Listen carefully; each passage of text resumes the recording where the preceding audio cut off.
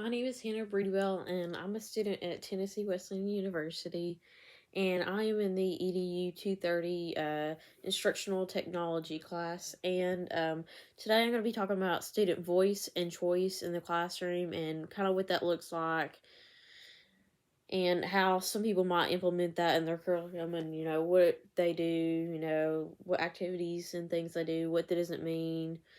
And it's going to be on three articles, giving students voice and choice by Meg McIntyre, and then the other two are the power of student voice and choice in literacy instruction. That's the second one, and the third one is how one school used voice and choice to unlock reading comprehension, and both of those are by Kit Tollerson.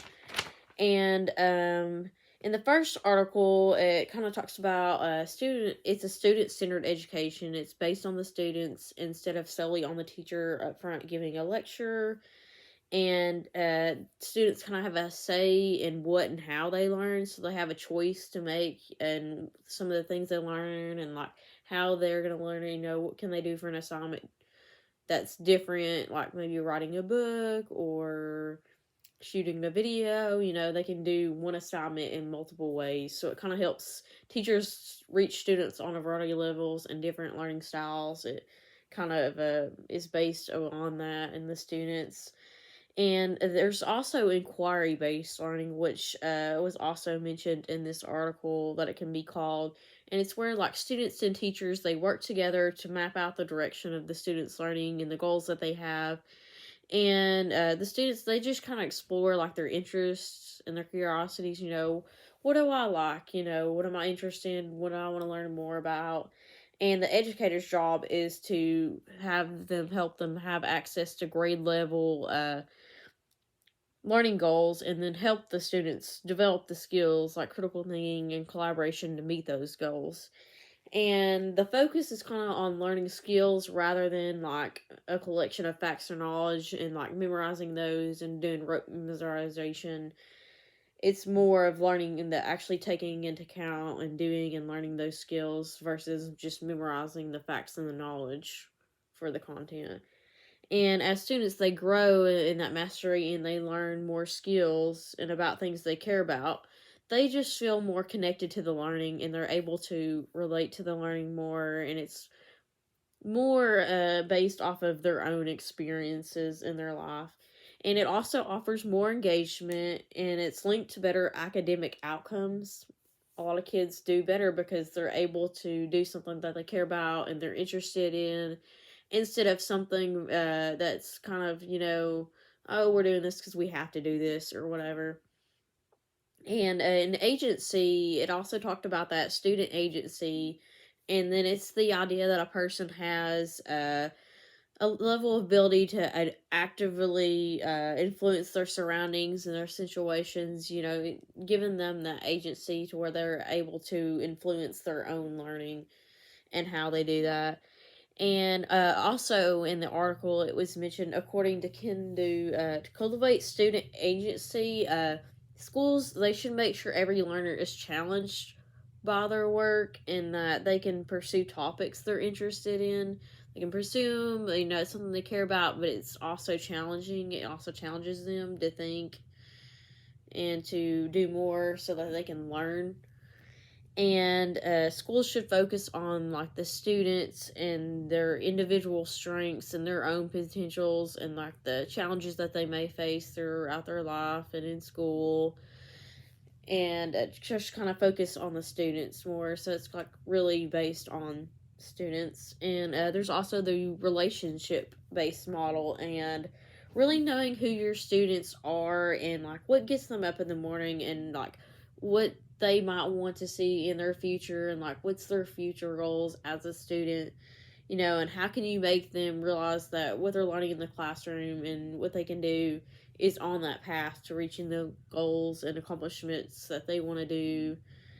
And choosing between, like, an example was choosing between Hamlet and Macbeth, to that have two teacher constructed questions about the Civil War is not choice, because those are teacher constructed first, and then they're also like it's writing a paper on Macbeth or Hamlet, there's not really a choice. They have to write a paper. They have a choice in maybe the book, but they don't really have that choice on how they can learn the skill and understand and read the book and comprehend it. They're not able to like write their own story about it or write it from their own perspective, or maybe act out the story. That could be some choices that the teacher and can offer those students versus just writing a paper. And the second article was the power of student voice and choice in the classroom, and it talked about how you could have high quality materials and instruction grounded in the science of reading, but that's still not enough. You still have to have strong materials that provide daily access to grade level content and assignments, that keep the students engaged and collaborating with one another. And it's just something that really has them in there, and they're really engaged in it. They're really learning. They're doing it. So they're very active in their learning, per se. And then great literacy instruction, it needs to lift up students in their own voices by giving them that agency and that choice in their learning experiences. It kind of helps lift them up and encourage them because they feel like they have a say what they're able to learn. And there's also systematic instruction in phonics in their early grades, paired with content-rich, high-quality literacy instruction, can be a critical starting point. That was something that mentioned. That could be a critical starting point in kind of implementing student voice and choice in your classroom and how you can implement that in your curriculum.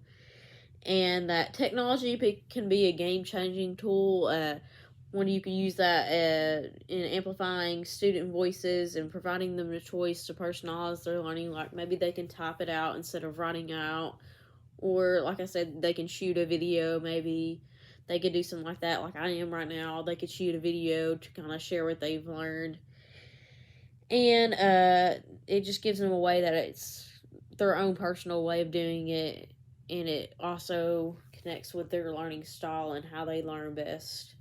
And student engagement also goes up when kids have a real say with their learning. They noticed that student engagement did go up more, and that students were more engaged with this type of curriculum with the student voice and choice. And literacy with voice and choice, it's about content-rich, knowledge-based materials, and you're able to combine that with best instructional practices, best teaching methods, and teaching strategies. You kind of pair it with that all together, and it kind of makes literacy instruction with voice and choice, and then putting the students in charge of their own learning. And it just allows them to take charge. They're actively involved. The teacher, they're still involved. It's not solely based. The teacher's up front writing something on the board or lecturing, and giving out information. The students are also chiming in and discussing things and sharing their own ideas and opinions. And so that a way they can share other perspectives instead of just one way or one perspective of whatever it may be that they're learning about.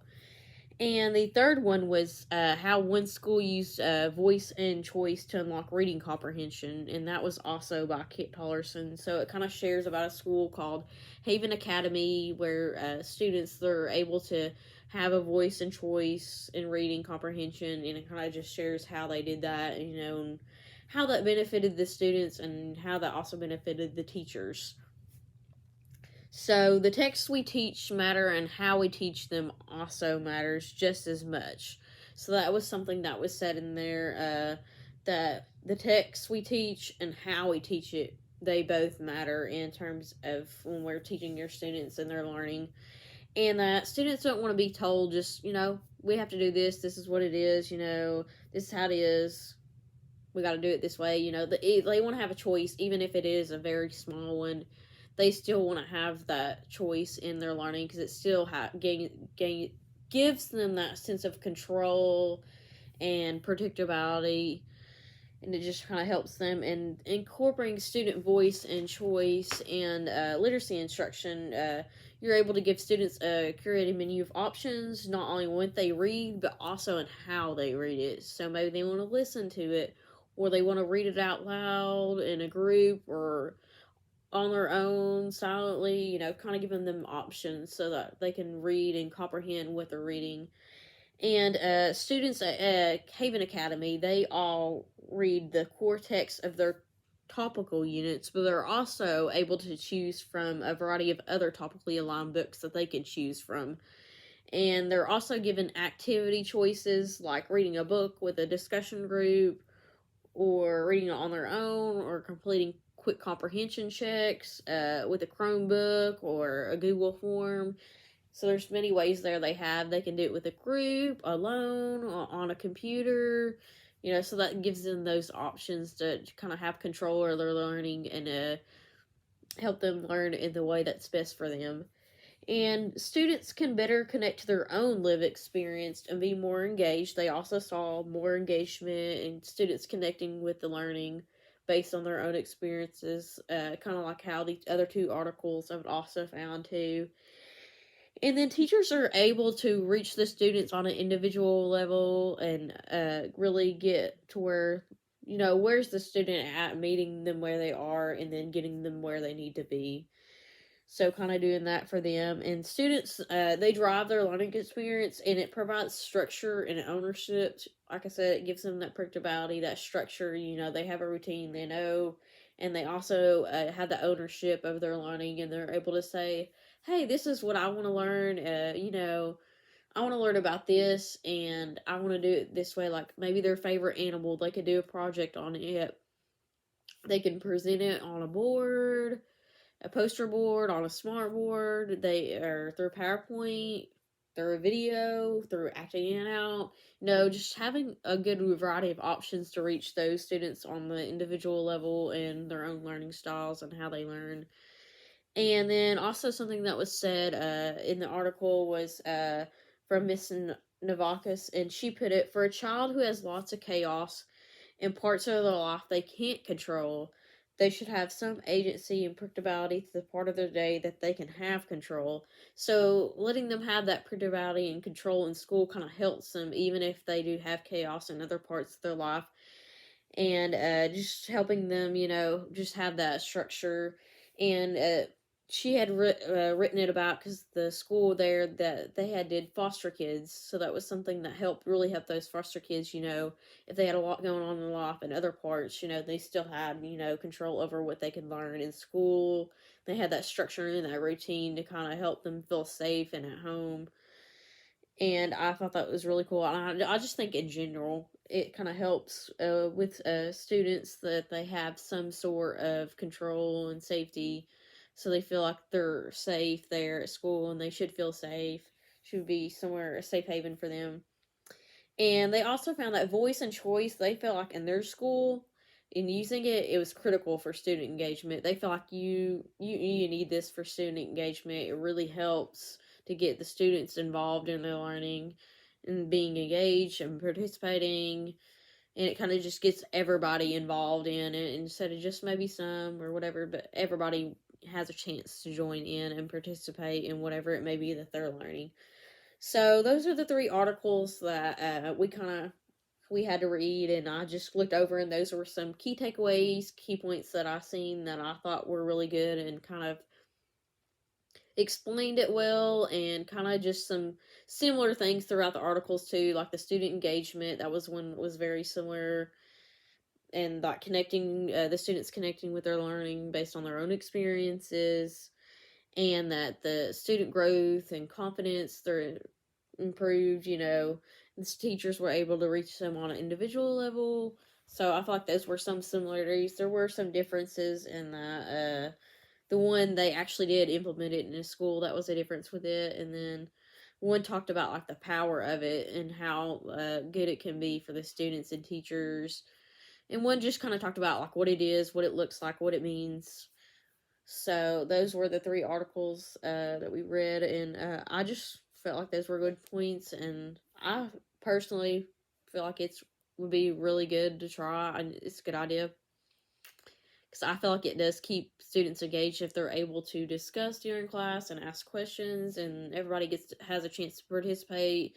I personally believe that it helps with the student engagement also, from what I've seen in the classroom.